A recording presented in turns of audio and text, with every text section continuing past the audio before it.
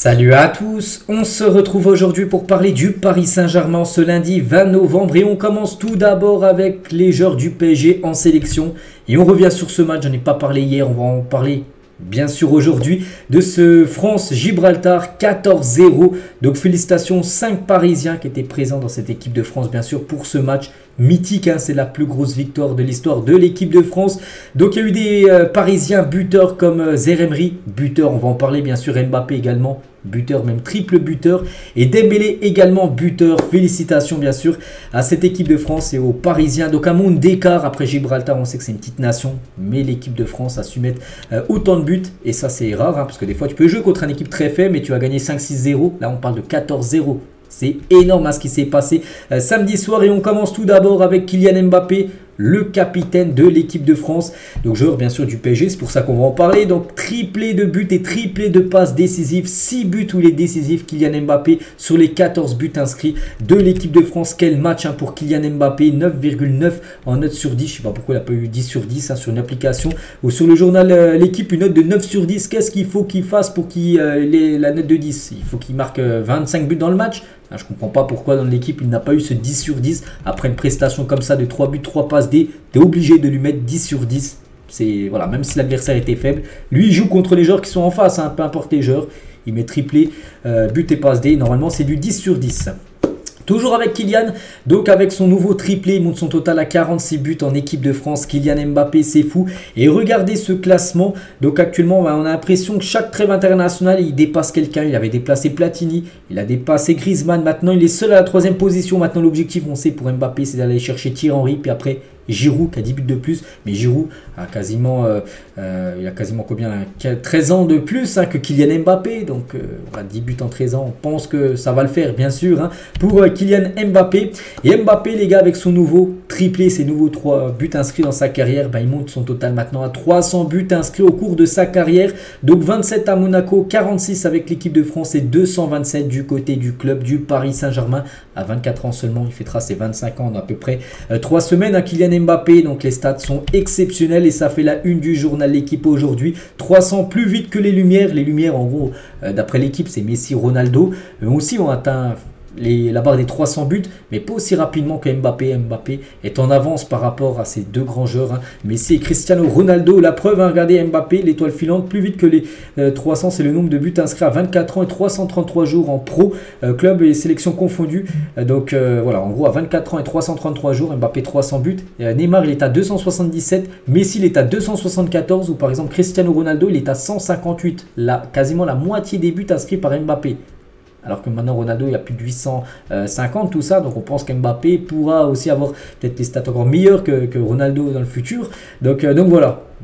On peut voir qu'il est largement en avance. Il a quand même 23 buts de plus que Neymar qui avait le record quasiment de buts inscrits voilà, dans sa jeune carrière. Donc incroyable bien sûr. Kylian Mbappé et seulement 3 joueurs dans l'histoire, eux ont bien passé la barre des 300 buts à 24 ans et 333 jours. Donc il y a eu Puskás, ancien très grand joueur hongrois à l'époque, il y a eu Pelé et Mbappé. Voilà, c'est simple. On clôture voilà, ce cercle avec ces 3 très grands footballeurs. Toujours avec Kylian, donc record aussi Mbappé, il a inscrit un magnifique but, une frappe de plus de 42 mètres et c'est simple, c'est le but le plus lointain de l'histoire de l'équipe de France. Regardez où il a marqué de là, on peut le voir là. Avec le ballon, il a tenté, il a vu le gardien avancer et il a marqué. C'était pour le but du 12-0 pour l'équipe de France. Et il a dit, il revient sur son magnifique lob de 50 mètres. Il a dit, ça faisait déjà une vingtaine de minutes que j'avais vu le gardien en gros, qui montait beaucoup. Et, voilà, il était pas trop dans ses cages, tout ça. Donc c'est pour ça, Mbappé, il ne faut pas lui faire ça. Il a tenté le lob et il a marqué. Ça passe à quelques centimètres des gants du gardien qui a essayé d'enlever, mais ça n'a pas suffi. Magnifique but de Kylian. Et Deschamps, tiens, par rapport à la performance de Kylian Mbappé, il a dit j'attends beaucoup plus de lui. Donc là, il a envoyé un petit pic par rapport à Luis Enrique, le coach du PSG, qui avait dit exactement la même chose par rapport au triplé de Mbappé contre Reims, c'était le samedi d'avant. Donc après, bien sûr, il a dit ça à la rigolade, Didier Deschamps. Donc voilà ce qu'il va dire sur Kylian Mbappé. Quel match, il va revenir en pleine forme avec le PSG, enfin on espère, parce qu'il reste un match demain, on croise les doigts surtout pour. pour aucune blessure, parce qu'on sait qu'il y a pas mal de blessures là ces derniers temps. Hein. On continue avec Dembélé, et ça c'est une bonne nouvelle. Enfin, il a retrouvé le chemin des filets. Bon, c'est pas avec le PSG, mais c'est avec l'équipe de France, et ça peut peut-être le faire débloquer, on va dire, en équipe de France. Hein.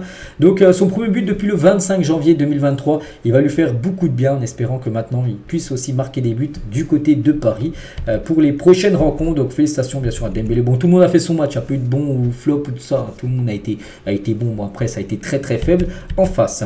Warren Zaïre, on va en parler bien sûr. Hein. Regardez cette photo de lui, tout jeune au centre de formation du PSG. Et là, ses premières minutes en tant que professionnel en équipe de France A à seulement 17 ans et 8 mois. C'est fou. Donc 17 ans et 255 jours. Warren devient le plus jeune buteur de l'histoire de l'équipe de France. Félicitations à lui. Donc il a marqué un but au bout de 20 minutes de jeu. Un tir, un but. Voilà, parfait. Après, on sait ce qui s'est passé parce que c'est dommage, les gars. Il joue son premier match et c'est vraiment aussi une catastrophe pour le PSG. Donc c'est dommage. Pourquoi? Parce qu'il marque son but. Et sur la même action, les gars, ce joueur de Gibraltar lui fait un terrible tacle. Heureusement qu'il y a la VAR là, parce que s'il n'y aurait pas eu la VAR, le joueur serait sorti alors qu'il a posé une énorme semelle hein, sur la cheville de Warren Zaïre. Donc voilà, donc du coup, il a marqué, mais il n'a pas pu célébrer en gros son but parce qu'il a célébré en étant par terre parce qu'il avait mal. On peut comprendre, hein, parce que c'est comme impressionnant la faute hein, du joueur qui a pris rouge, hein, bien sûr. Hein. Et Deschamps il a dit c'est une soirée parfaite, sauf pour la blessure de Warren. Heureusement, ce n'est pas très grave, ça aurait pu être plus grave. Bon, c'est ce qu'il avait dit à la fin du match. Après, il a passé des tests. Oui, si, c'est quand même grave. Hein, parce que Deschamps lui dit que c'est pas grave, si c'est quand même grave après les tests parce que en gros, donc c'est la cheville. Enfin, le joueur est victime d'une entorse de la cheville sans fracture. Heureusement, il n'y a pas la fracture. Fracture, c'est-à-dire voilà, c'est cassé, c'est pas cassé, mais c'est une bonne entorse qui va le priver, on peut dire, hein, pour la fin d'année 2023, on ne le reverra plus. Là, les prochains matchs, les 7 prochains matchs avant la fin d'année, il ne sera pas là, hein, il sera au repos tout simplement, Warren Zaïre. Et ça, c'est un coup dur pour l'équipe quand même, hein, parce qu'on sait que c'est un titulaire indiscutable du côté du PSG. Et Luis Enrique dit en privé ces dernières heures qu'il n'était pas inquiet hein, et qu'il avait de quoi pallier l'absence de Zaïre. Donc l'hypothèse possible serait de faire remonter Marquinhos, pourquoi pas, d'un cran comme l'avait fait Thomas Tuchel à son époque. Voilà, donc tu mets Marquinhos en numéro 6, comme un peu le rôle de Warren tout simplement. Ou une autre hypothèse, hein, c'est de mettre Fabien Ruiz un peu plus souvent, tout simplement. Donc Fabien Ruiz apparaît comme le remplaçant logique de Warren Zaïre avec Ugarte et Vitinha.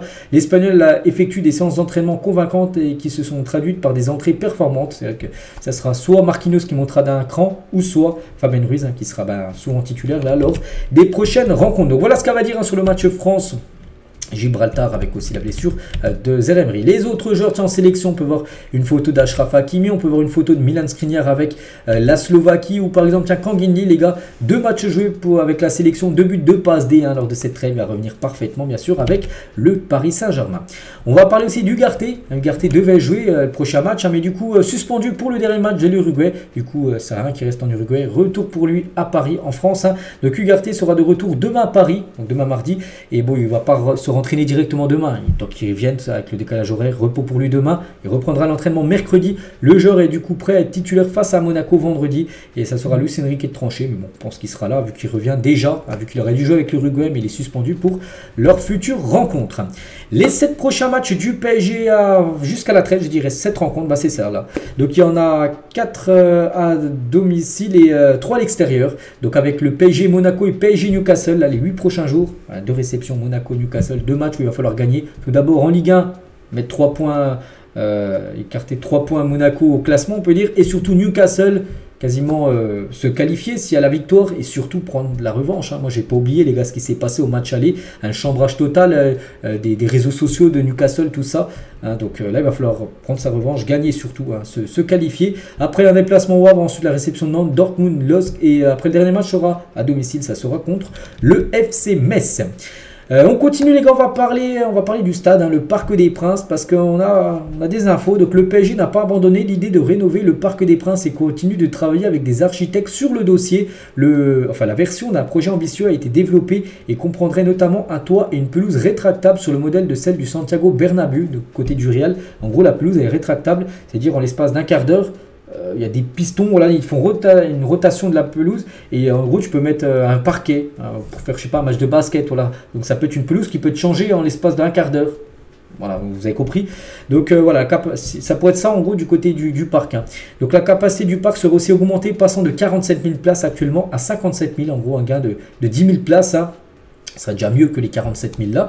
Et le coût des travaux pourrait flirter avec le milliard d'euros. Bon, après, c'est des hypothèses, hein, tout ça. On n'a pas dit encore que ça allait être fait. Donc voilà, concernant, bon, ça sera pas ça le stade, parce que là, c'est une maquette. Mais bon, vous avez vu quelques nouveautés qu'il pourra avoir. Mais bon, si tant que tout se fasse, et même que le dossier soit validé, hein, je pense que ça va prendre encore pas mal de temps. Donc voilà les gars, tout ce qu'il y a à dire aujourd'hui. J'espère que ça vous a plu. On se retrouve demain. Demain on est mardi. Demain on sera une semaine jour pour jour du match contre Newcastle. Et on commencera peut-être à parler demain du match contre l'équipe de Monaco. Hein, prévu, n'oubliez pas, c'est vendredi soir le match contre cette équipe monégasque. Allez, moi je vous souhaite une bonne journée et à demain.